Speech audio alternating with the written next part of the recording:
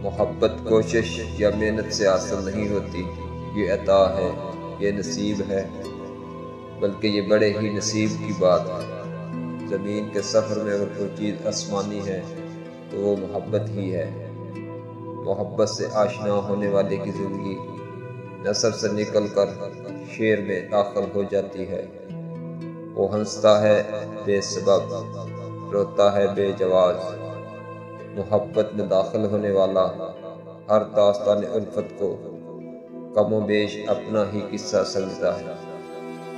وہ اپنے غم کا عکس دوسروں کے افسانوں میں محسوس کرتا ہے۔ محبت وحدت سے کثرت اور کثرت سے وحدت کا سفر طے کرتی ہے۔ محبت زمین پر پاؤں رکھے اور آسمانوں پر سنائی دیتی ہے۔